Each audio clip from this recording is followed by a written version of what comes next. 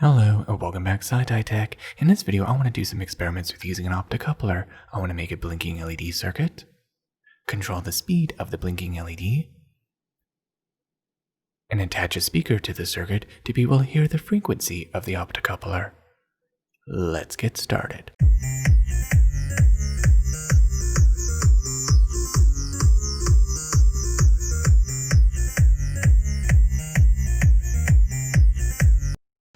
And these are the items that you're going to need to make for this circuit. The items you're going to need is an LED of the color of choice,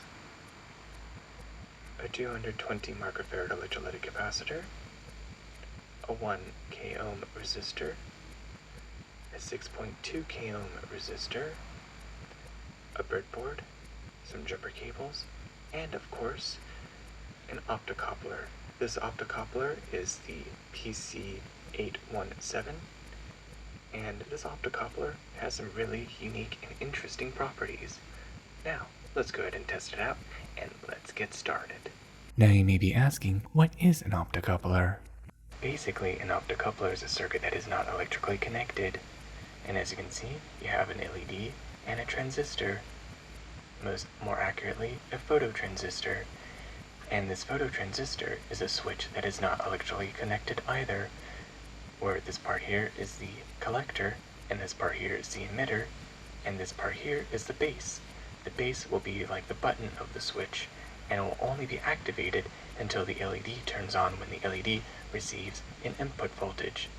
When the input voltage passes through and turns on the LED, it will electrically close the switch, which will then cause the collector to send a signal over to the emitter, which will then allow the transistor to function. Basically, that's how an OptoCoupler works. If you want to see a visual, basically it is very similar to, say, an LED and this phototransistor, or this LDR. You have the LED that will turn on, and we'll turn on this little LDR. LED goes in, and it allows these two parts to connect. Exactly the same way as, for example, a transformer, how a transformer functions. If you look at the two coils right here, you have the primary coil and then the secondary coil. The primary coil has the input voltage. In this case, it's 120 volts AC. And as you can see, they're two coils of wire, not electrically connected. They are connected between this iron core, which creates an electromagnetic field, which then creates a current through the secondary coil, which then allows an output voltage to be released. So basically the same way as an OptoCoupler would work.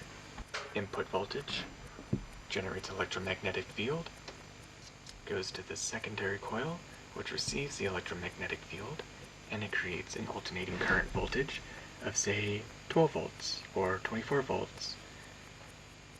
In this case, it's 1,500 volts for a microwave transformer. Of course, every transistor, and of course, every transformer is different. So there. And there, now you know how a basic OptoCoupler works. I have right here the schematic that you're going to need to use to create the blinking LED circuit. First, I'm going to take out the breadboard. Place it right here on the board, just like this. Next, I'm going to take the 1 k ohm resistor and connect one lead to pin 2 and the other lead to pin 3. Just like this. Next, I'm going to take the 6.2 k ohm resistor. I'm going to connect one lead over to pin 1 and place it just right here on a free rail, just like that. Next, I'm going to take the LED and I'm going to connect the anode of the LED to the 6.2 k ohm resistor and the cathode over to pin 4 of the OptoCoupler. Place it just like this. There we go. Next, I'm going to take the 220 microfarad electrolytic capacitor and I'm going to connect the negative to pin 1 of the OptoCoupler and then positive on a free rail. Connect it right here, just like that.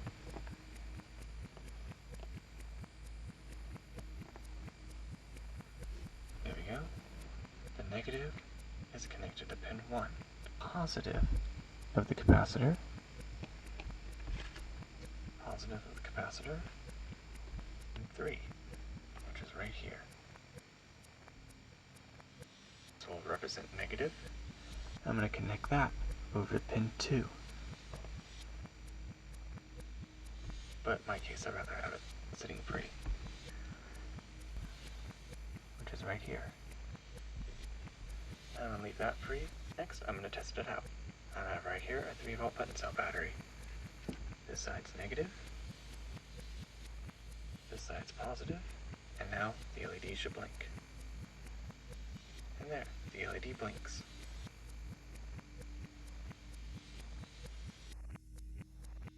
It'll work off from 9 volts.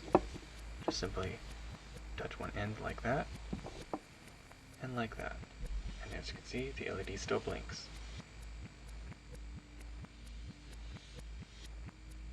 Now I want to see what happens if I were to attach a speaker to the circuit, and see what that does. So now I'm going to go and take 2 jumper cables, and I'm going to go remove the LED part and replace the LED with the 2 jumper cables. Attaching it to the speaker, polarity doesn't matter.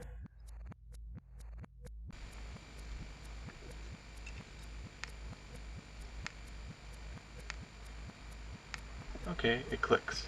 That's what I thought it would do. Which makes sense because it's a PMW signal. See if you can hear this better if I do that.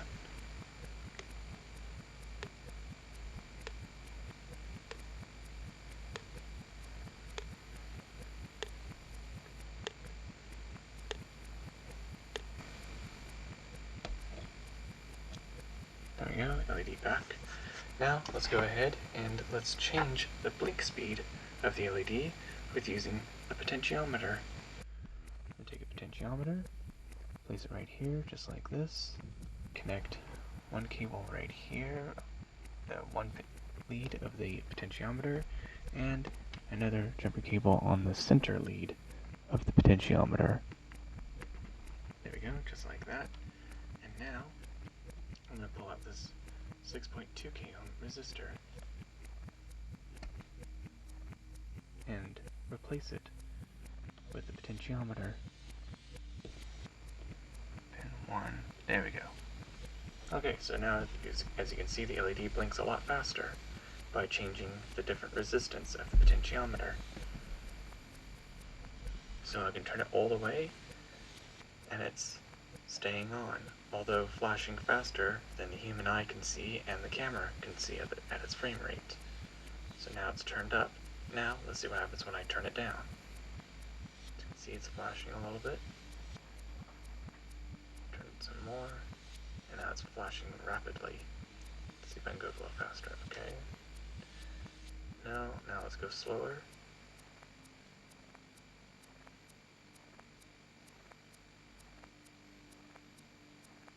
And it's blinking slower, and slower, and slower, and slower.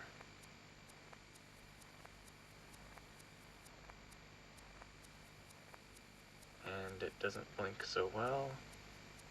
Too much resistance, or actually not enough resistance.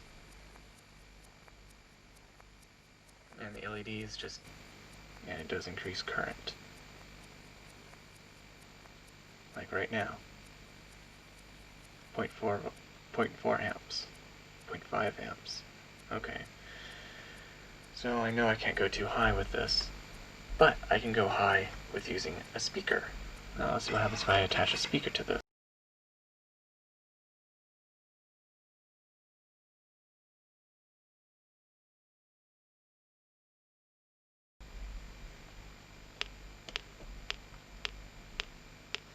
As predicted, it's clicking. Now, I can probably, let me just see what happens if I turn it when it's at 4.7 volts.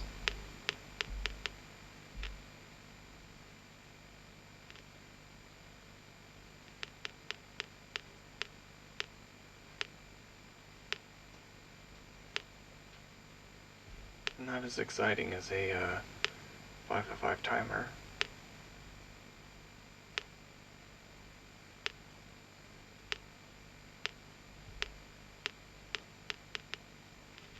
Alright, I'm going to increase the voltage. It may damage the OptoCoupler, but that's okay, I have a bunch of them. So I'm going to turn this up to the lowest resistance, and I feel comfortable by putting it at 1 amp. So I don't know how many volts that's going to be. It's probably going to be 8 volts, I'm sure.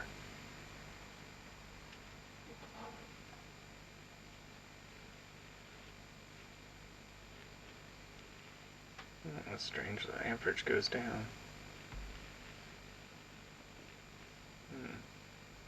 Okay, so now we're at 9 volts.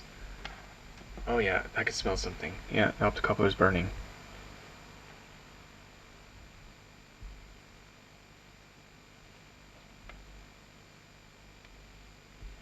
Yeah, I killed the OptoCoupler. Whoops. Yeah, I can smell it. Well, let's make some magic smoke, shall we? Crank it up to 18 volts. No, I don't want to make magic smoke. Wires aren't hot. OptoCoupler must be hot. And it is. Okay, so that kills it. So I feel like 4 volts is the maximum that it can handle without using a resistor.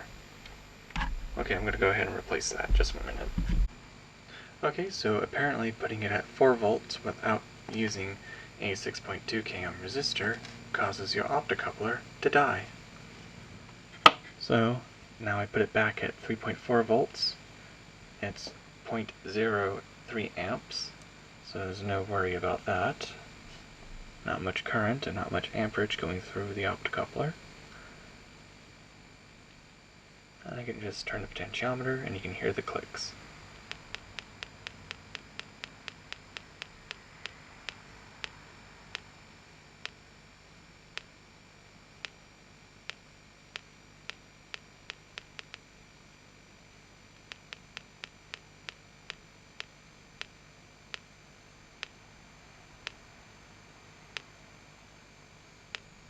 Not using it for audio, I would have to say that using it for audio isn't very interesting, but if you want a visual effect by using an LED, then use an LED. I find using an LED by controlling the blink rate would be a lot more interesting and better.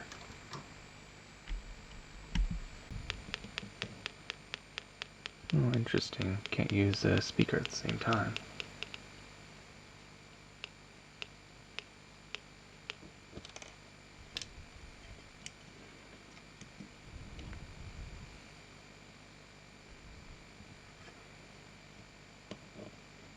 There. And can you use the speaker at the same time with the LED? Nope, you can't.